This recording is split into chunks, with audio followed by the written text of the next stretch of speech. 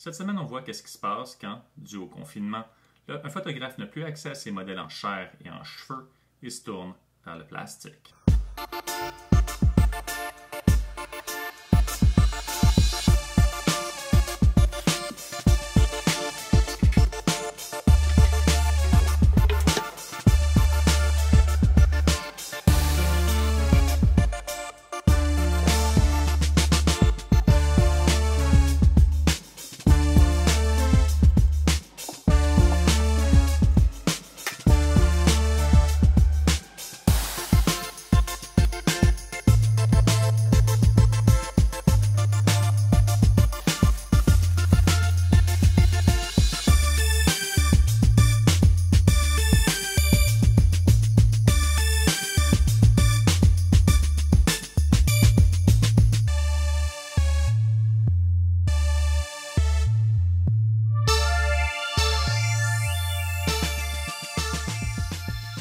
Et voici le résultat.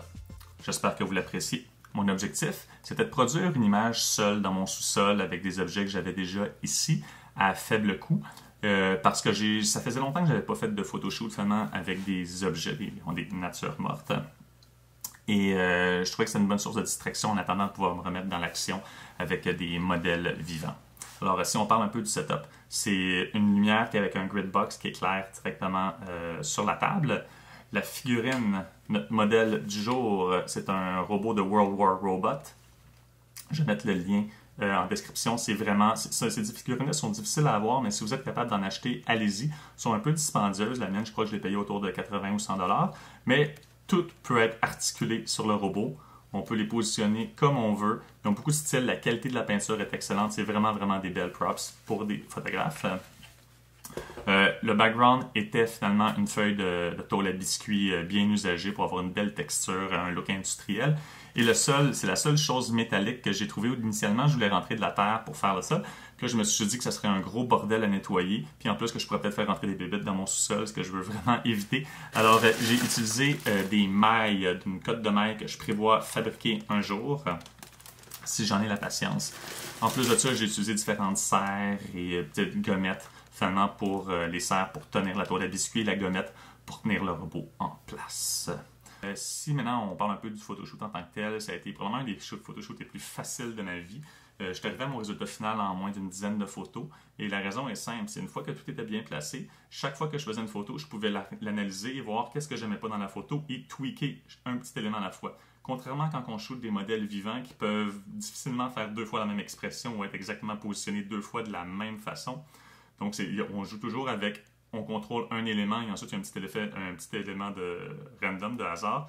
Mais là, quand on shoot des objets qui n'ont rien qui bouge finalement, ben, c'est facile de tout contrôler et d'avoir des résultats qui se rapprochent à chaque fois de plus en plus finalement de la perfection. Alors, les succès finalement, je trouve que la photo, je l'aime, mais ce que j'aime vraiment le plus, c'est quand on fait un close-up sur le fusil finalement. Ma job de Photoshop là, a été vraiment, vraiment bien réussi à mon humble avis. Vous pouvez me dire s'il y a des choses qu'on aurait pu faire de mieux. Moi, je trouve que c'est aussi réaliste qu'un robot qui tire d'un fusil pourrait avoir l'air. Alors, je suis très content pour ça.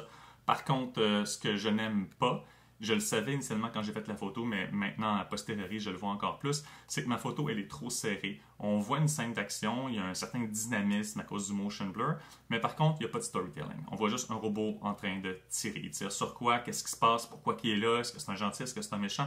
On ne peut pas le savoir. Alors, dans mon prochain concept, j'aimerais vraiment insérer un deuxième robot, finalement, puis faire une scène de combat ou du moins d'interaction entre les deux.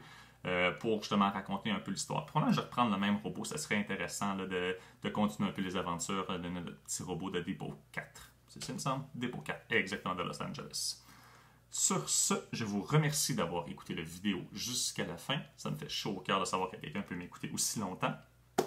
Si vous aimez ce que je fais, vous pouvez vous inscrire et vous allez recevoir probablement un nouveau vidéo dans les prochaines semaines. J'ai déjà l'idée du prochain concept que je veux faire.